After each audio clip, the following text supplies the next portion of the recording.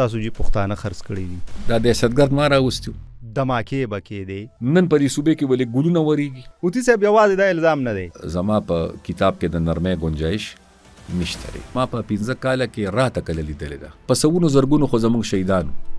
2008 کې موږ حکومت جوړ کړ جی اپریل کې 2008 اکتوبر کې په ودی باغ خودکش حمله کیږي 2009 علمزیب خان زموږ ایم پی ای شهید کړي کیږي 2009 دسمبر کې ډاکټر شمشیر رضی الله بخی د سواد زموږ ایم پی ای شهید کی 2011 کې د میا افتخار حسین صاحب ایک یو بچی چې کوم دیغه شهید کی 2012 کې بشیر بلور صاحب شهید کیږي د زمانه لپاره خو هر یو ورځ په هغه وخت کې یو ازمایش او یو سخت و اوتی صاحب ځین خلک دا وی چې دور لوی ازمیخت وی واخست ازمایش د دینه په بچو کو دغه فیصله نه وکړي د امن د لپاره اپریشن اول مونږ نه کړی مونږ د امن د لپاره اول د جرګې لار اختیار کړی صوفي محمد صاحب لمونږ اختیار ورکړ سواد خو سکه چې اغي بونیر ته وړېدل دا بیا مونږ ته یو دمکی ملو شو ټیک دی چې تاسو دومره ورځو کې دنه حکومت پرې ده دغه د برداشت سیاست چرته لاړو دي صاحب چې پاغي کې څومره غلطه خبره کې او څومره سپکه خبره کې او څومره د خلکو بیزتی کې نو دومره په برمانه سي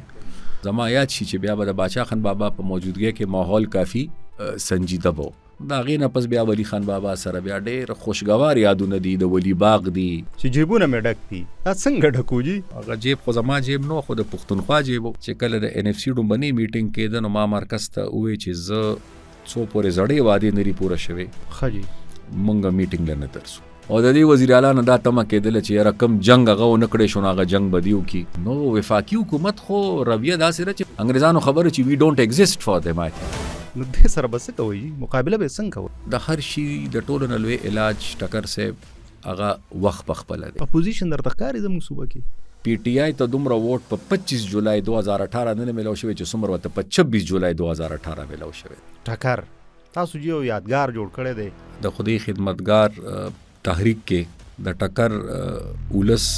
او د ټکر مشرانو ډیر لوی کردار ادا کړی دی لکه جنون سیاستدان لامبوزن وی هر سیاستدان لامبوزن نه وي تاسو خو کالام سین کې هم جوړ لامبلی وتی سه کالام کې نه بلکې په ماوډند کې کومراټ کې هم غټه کارنامه چې اوسم په تاسو ویاړ کوي فخر کوي چې دا مې لوی کارنامه سارمان مو پاتې و پزړه هزاره صوبه جوړ دي شي کنه دې سلور وانو کې د چا پرفارمنس تاسو په نظر کې خدي مردان پښتونخوا سیاست